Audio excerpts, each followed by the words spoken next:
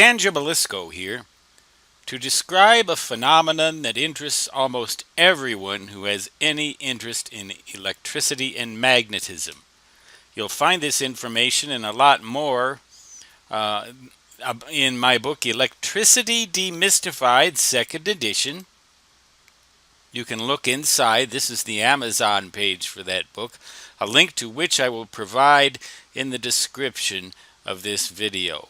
You can go through this and look at the table of contents, see what's in it. Kind of like browsing in a bookstore.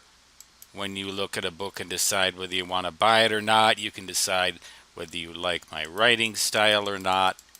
Again, the book is Electricity Demystified, second edition, but it also contains an entire section on magnetism. And that is where I would really like to take us now. Something called magnetic levitation, a phenomenon called magnetic levitation. Suppose that you have a magnet shaped something like this, kind of like a cone, with a disc that's heavy and spinning, so it creates a gyroscopic effect. That, you know what a gyroscope does, it tends to stabilize. You want to try to tilt a gyroscope, you're going to find that it's difficult because of the spinning force.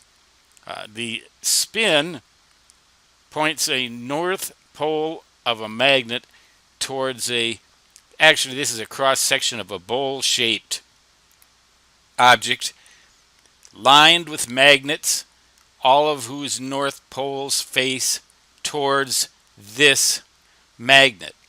So there's a repulsion at numerous points against this magnet. Now, you'd think that you wouldn't need to spin the thing to make it work. You'd think that the repulsion and the shape of this, or the repulsive force, I should say, and the shape of this supporting container would keep that thing hanging there. But that never works that way.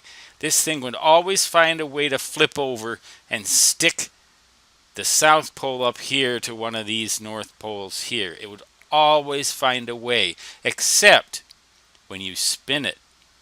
And that's why most magnetic levitation devices, especially the toys in hobby shops provided for little kids that demonstrate magnetic levitation, always have to spin to create that gyroscopic effect. And then, when you have that gyroscopic force along with the repulsive force of the magnets, you can get this thing to just hang there in space. Magnetic levitation. You can read a lot more about magnetic levitation and some of its applications once again in my book, Electricity Demystified, second edition. Available right now from Amazon.com. You can buy it new, you can buy it used, you can pirate it on one of these many pirate websites. You can maybe find it in a bricks and mortar bookstore if you can find one anywhere near you, or at least they'll order it for you. But don't pirate it. Please don't. Well, don't pirate the book. It's against the law anyway. You don't want to be a crook, do you? And you don't want to starve me to death, do you? But this is in chapter 12, the final chapter in part 3 of this book. You will find it in the table of contents here. Chapter 12, Practical Magnetism, Electromagnetics, Magnetic Materials, Magnetic Devices, and Magnetic Levitation, which concludes the book with probably one of the most fascinating topics in electricity and magnetism that anybody will ever find. Stan Gibilisco signing off from the black holes of Dakota Territory, United States of Advancement of Knowledge. And what we're looking at right now is a galaxy with a tight central core.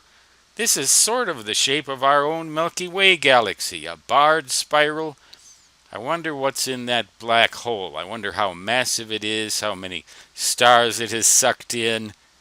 But there's a black hole at the center of almost every galaxy, and there are a lot of black holes in this particular part of Dakota Territory, United States of Advancement of Knowledge.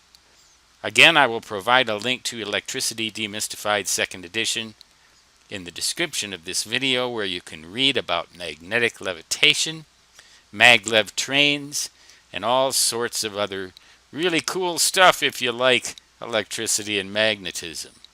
If you hate that stuff, well, you're probably not going to be interested, are you? Stan Gibilisco signing off for now.